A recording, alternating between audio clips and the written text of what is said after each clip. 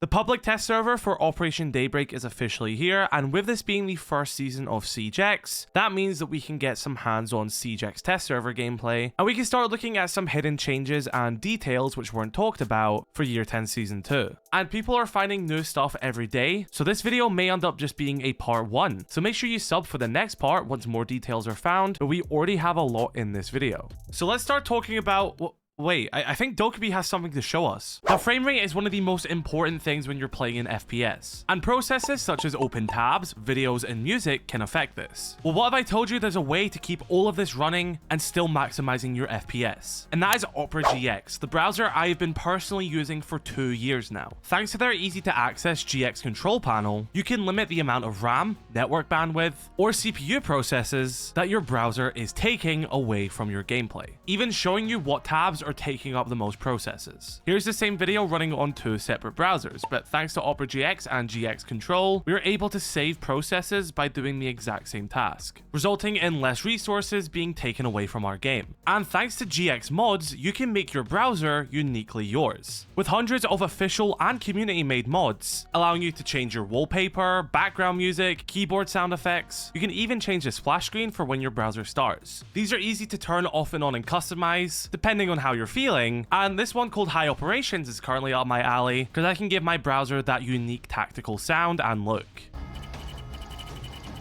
And Opera GX now has full support for ChatGPT built straight into their sidebar, allowing you to stay on your current tab whilst having this useful assistant on your side, with it now being one click away whenever you need it. There's a reason why I installed Opera GX 2 years ago and never looked back. Don't get stuck in the past, download Opera GX with the link in the description. Well, thanks Dokkaebi for showing that off, and thank you to Opera GX for sponsoring this video, but the first hidden detail we have in this season is this new skin for Clash. This is present at the main menu, and this is either one of 2 things. A lot of us believe that this is going to be an elite skin for Clash, since this is her season's remaster, and it does make the most sense to release an elite skin for an operator alongside their remaster. Back when Tachanka got a rework, which was the correct term back then, back in Operation Shadow Legacy, he also launched with an elite skin, and Blackbeard didn't get one in Operation Collision Point because he already has an elite skin, but I think that would have been the perfect time to give him a second elite skin in my opinion. As much as I love the first one, it would have just been cool for him to launch with a new one. But that does seem like this might be the case with Clash, or this could even be a Battle Pass skin. Not only this, if we head to the Dual Front tab as well, Sledge is also wearing a new bundle, and I have no knowledge or confirmation of this, but I have a feeling that this Sledge bundle could be tied to Dual Front itself, and it's sort of like a progression-based skin which you can unlock for Sledge. So if that would be the case for Sledge, then maybe the Clash one would be progression-based linked to the Battle Pass. But regardless of how this skin is unlocked, I think it is a really nice bundle in my opinion, and I like the sort of tactical look they have given Clash, as well as giving her some dyed hair. I love the new design they gave for Clash, and I hope we get more skins for her soon. Another thing which has had a design update are packs. It seems like all the packs now have a new look, specifically alpha packs and the 2 celebration packs, but presumably other ones are going to look different as well, and they are now also formatted to the new design philosophy for the game, as well as the new logo, which is present on all of these packs. Instead of it being a gun in the middle of the 6, it is now a bullet. As much as I like the old logo, I like the new one as well, and I think it is pretty slick. The alpha pack also looks different when you open it when it comes to the inside casing. Again, it keeps to this new art style and just looks very nice. I know a lot of you were asking about this. Here are the ranked rewards for Year 10 Season 2. Of course, each rank grants you a charm, a player card background, and if you do hit Gold 1, you get an exclusive headgear for IQ. Of course, you will also once again get competitive coins, which will be used for comp packs. I honestly think they do look like pretty nice rewards this season, and I am quite a fan of them. As well as this, operators will now have rim lighting. This is to counteract the fact that Siege has went with a more realistic style of lighting similar to Old Siege, and this was one of the biggest complaints of Old Siege, that you could never see operators. Well, now there will be some faint operator rim lighting depending what team color you have set for that side. It isn't as OP as it sounds. It is of course going to help you in situations, don't get me wrong, but I think it is quite a nice middle ground and does help tackle one of the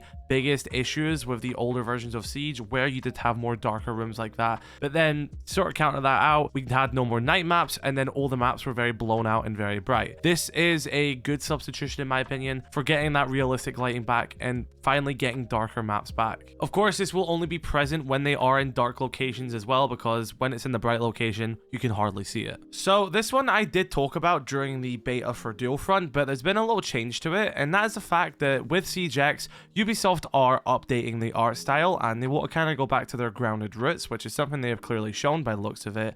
And one of these was updating the default player card backgrounds just to be less bright and a bit more uniform to the design.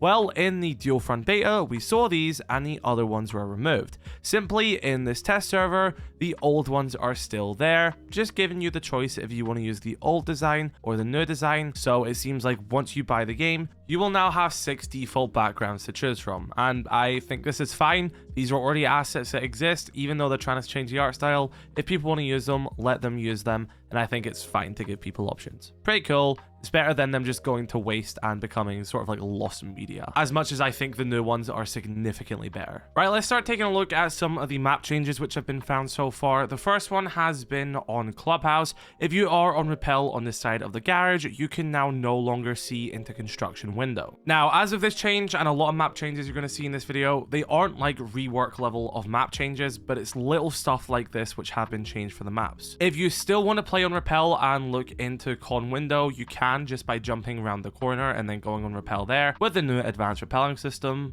I don't think this is actually a change to Clubhouse though. I think this might just be a change to how rappelling works because of the new advanced system, which would imply that you can't get that close to the edge of the rappel without you then having to use the prompt to go around the corner. So I think that's what's happening here. I don't think they went out of their way to say, all right, we shouldn't allow people to go on this rappel and see through con window. I think it's more the fact that the game now stops you before you hit the very far edge, so you can then swing around to the other side. So I think this is a side effect of the new rappelling system, but there is some definite removals in this game and changes to maps, with the first being in Freezer on Cafe. The shelf in the corner of the room, which you can land on top of if you drop hatch, or there's like a vault prompt you can sometimes hit if you run at it.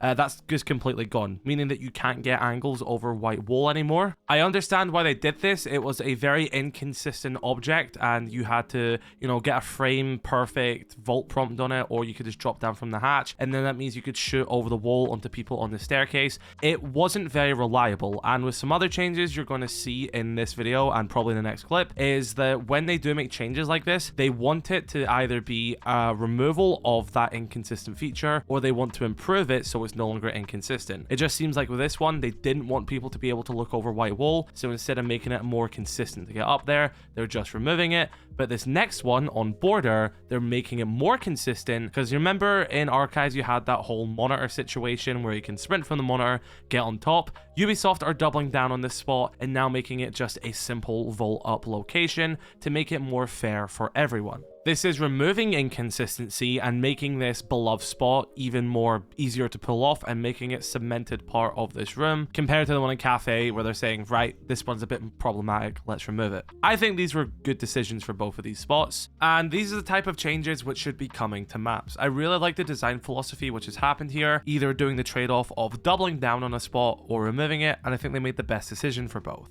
I saw Coconut Bra tweet this one, but in the piano room, this clock in the corner has just been moved against the wall now rather than at an angle. I guess people put Valkyrie cameras in it, so maybe it's to do with that, or maybe they're doing my idea of the Cafe rework where you can put an exterior breach here and you know, the clock had to be moved to the side because of this. I'm only joking, but I will be honest, I don't know why they have done this change. Maybe it is something very minor. Maybe it is to do with vault cameras, or the fact that placing a camera in here maybe gave it a bit like a 90-degree sort of viewing angle. I'm not really sure, but yeah, this clock has just been moved to the side now. What do we think, Kudos bros? Is this because they're doing my map buff concept? Haha.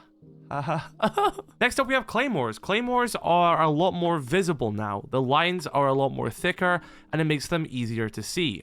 Now, the genuine reason I think they have done this is because it has been a bit of a common consensus ever since team colors were added, that if you make your enemy's team color red, it is significantly easier to see the Claymore's lines than opposed to if you add your enemy team color as blue or orange. I genuinely think this change is just to make it that both the blue and orange team colored Claymores are as easy to see as the red ones. The whole thing about the accessibility options isn't to give players an advantage or disadvantage, it's to make the player's gameplay more comfortable depending on what accessibility needs they may have. Claymores being easier to counter purely because you have chosen a different enemy's team color doesn't make the most sense. So I genuinely think that's what change is happening here, is that they simply want the blue Claymores and the orange Claymores to be seen just as easy as the red ones. That may not even be the reason, it could even be a bug, but I think that is the case and I think that makes the most sense if it is. So this is what I meant when I said I'm probably gonna have to make multiple of these videos because everyone is still finding new stuff, because this one was found by Akira on Twitter on Border,